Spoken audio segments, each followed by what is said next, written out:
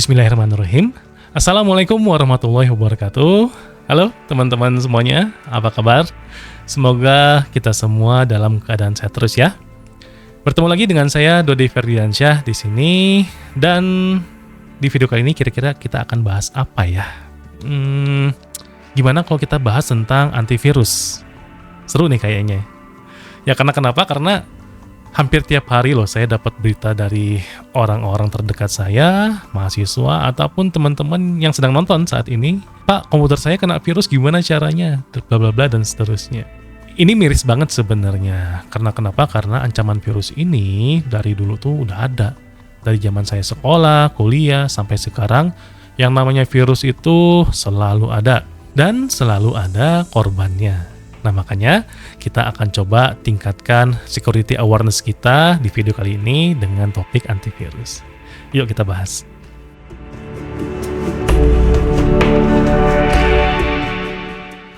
%100% penonton yang nonton video kali ini pasti tahu apa itu antivirus. Minimal pernah make lah antivirus.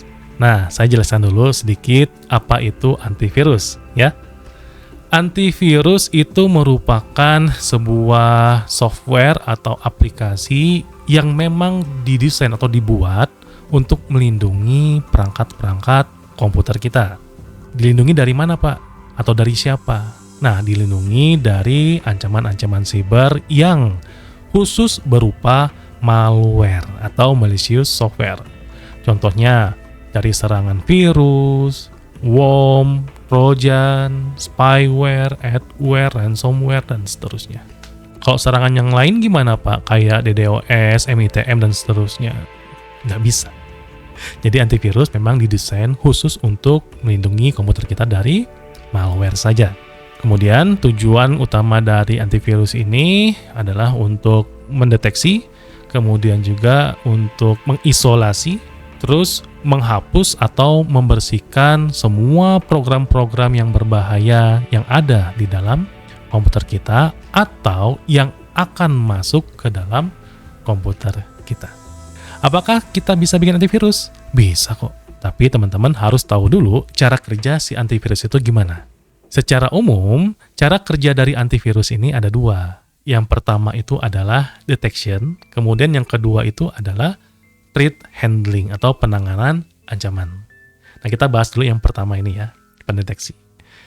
Semua antivirus yang ada di dunia ini pasti bisa melakukan deteksi. Pasti. Nah, cara mendeteksinya itu biasanya antivirus itu melakukan scanning terhadap file atau scanning terhadap folder atau scanning terhadap drive yang ada di dalam perangkat komputer kita. Nah, sistem deteksi ini diturunkan menjadi dua jenis. Yang pertama itu pendeteksian berdasarkan signature atau tanda tangan istilahnya. Kemudian yang kedua ini adalah pendeteksian berdasarkan heuristik. Loh, apalagi itu Pak? Nah, ini nih yang serunya, dua ini. Kita akan jelaskan sekarang. Yang pertama adalah pendeteksian berbasis signature. Pendeteksian ini antivirus itu akan membandingkan antara tanda tangan atau signature yang ada di dalam sebuah malware itu terhadap database signature yang sudah di-create oleh antivirusnya. Jadi kalau teman-teman install antivirus, biasanya dia akan punya namanya database signature yang isinya itu adalah signature dari si malware. Kalau ada malware yang masuk, kemudian si antivirus itu akan membandingkan signature dari malware ini dengan signature yang ada di dalam database signaturnya. Kalau match atau cocok, maka antivirus akan mendeteksi bahwa ini adalah malware. Itu yang pertama. Nah, kalau yang kedua, yaitu pendeteksian berdasarkan atau berbasis heuristik. Ini si antivirus itu, dia mendeteksi virusnya dengan cara mengidentifikasi perilaku atau behavior dari malware-nya. Ingat, jenis-jenis malware itu punya behavior yang berbeda-beda. Algoritma heuristik ini dia bisa mendeteksi bagaimana si virus ini berperilaku, kemudian juga kalau worm bagaimana, kalau trojan bagaimana, dan seterusnya. Kalau perilakunya cocok, maka si antivirus tadi dia akan memberikan peringatan atau bisa mendeteksi bahwa oh, ini adalah malware. Jadi bedanya tadi yang pertama pakai database, yang kedua pakai algoritma heuristik. Nah, kemudian kalau sudah dideteksi oleh antivirus, masuk cara kerja yang kedua, yaitu adalah threat handling atau penanganan ancaman. Ini kayaknya teman-teman pernah ngalamin deh. Kalau misalkan install aplikasi bajakan, biasanya muncul tuh di layar kita notifikasi. Apakah file ini ingin dikarantina atau diisolasi istilahnya, atau ingin di-clean atau ingin dibersihkan, atau ingin di-delete atau dihapus. Nah, ini beda nih. Kalau teman-teman pilih karantina, artinya file yang ada virusnya tadi itu tetap akan disimpan di komputer kita, tapi di dalam ruangan yang terisolasi. Jadi tidak akan nyebar kemana-mana. Tapi kalau teman-teman pilih yang clean atau yang dibersihkan, itu biasanya antivirus akan membersihkan virusnya saja yang sedang atau yang menginfeksi file di dalam komputer kita. Jadi yang dihilangkan itu adalah virusnya saja. Filenya mah tetap ada di komputer kita. Tapi kalau teman-teman pilih yang ketiga, yaitu penghapusan, maka malware dan file yang terinfeksi itu akan dihapus oleh antivirus. Ya, silakan teman-teman pilih nanti yang mana. Nah, asik ya belajar tentang antivirus ini ya. Oke, setelah teman-teman memahami cara kerja antivirus seperti apa, sekarang kita masuk ke faktor-faktor yang harus dipertimbangkan ketika kita akan memilih antivirus.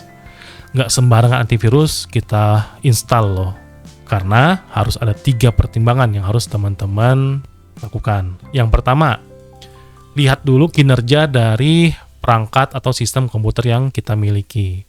Kalau teman-teman pakai komputer jadul, misalkan prosesornya masih pakai Pentium 4, misalkan RAM-nya masih 2 GB, jangan sekali-sekali install antivirus yang terbaru saat ini, atau yang punya brand nama besar lah gitu ya. Karena brand nama besar itu, dia akan mengkonsumsi resource komputer kita sangat besar. Tapi secara performance-nya bagus banget ya. Nah, solusi lain teman-teman bisa pakai yang antivirus buatan lokal misalkan, atau pakai yang free dan seterusnya. Kemudian faktor kedua, teman-teman lihat dari sisi interface atau antarmuka pengguna dari si antivirus tadi. Kadang-kadang ada antivirus yang ribet loh antarmukanya. Salah klik lah, bisa berabe nantinya. Kan bahaya. Jadi coba lihat dulu antarmukanya. Enak gak dipakai atau digunakan. Kemudian yang ketiga adalah teman-teman lihat apakah antivirus itu sering muncul update terbaru atau tidak. Karena update ini penting di dalam antivirus. Antivirus yang baik itu ketika ada virus baru yang muncul di dunia, database antivirus itu dia akan diperbarui oleh si vendor antivirusnya. Nah, kemudian akan dikasih ke kliennya. Itu yang bagus. Tapi kalau teman-teman pakai antivirus yang setelah diinstal, kemudian 1 tahun kemudian nggak pernah update si vendornya, itu mendingan langsung buang aja, nggak usah dipakai. Nah, inilah 3 faktor yang harus teman-teman pertimbangkan ya. Jadi, jangan terpatok pada brand besar saja. Jadi, perhatikan 3 tadi. Oke, nah yang terakhir. Pak, kira-kira setelah saya memahami tentang antivirus itu apa, kemudian cara kerjanya bagaimana, dan faktor-faktor untuk memilih antivirus seperti apa, kira-kira kalau saya nggak pakai antivirus, apakah komputer saya akan aman? Jawabannya adalah aman. Saya jamin aman. Tapi, ada tapinya ya. Ada syarat dan ketentuan berlaku nih. Kalau komputer teman-teman itu tidak terhubung ke internet, kemudian juga tidak memasukkan flash drive melalui USB, port USB ya, kemudian juga tidak memasukkan CD, kemudian DVD atau Blu-ray, dijamin akan aman. Ya, tapi nggak gitu juga, karena komputer kita kan ya harus terhubung ke internet. Nah, mau nggak mau, suka nggak suka, teman-teman harus pakai antivirus. Ya, peribahasanya sih lebih baik mencegah daripada mengobati. Ya, seperti itu. Oke, cukup video pembelajaran kita di kali ini. Mudah-mudahan informasi yang saya berikan kepada teman-teman bisa bermanfaat dan juga bisa terhindar dari serangan-serangan virus seperti ini.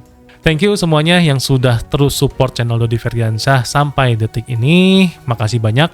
Kita akan bertemu lagi di video-video berikutnya. Tetap sehat, keep secure. Assalamualaikum warahmatullahi wabarakatuh.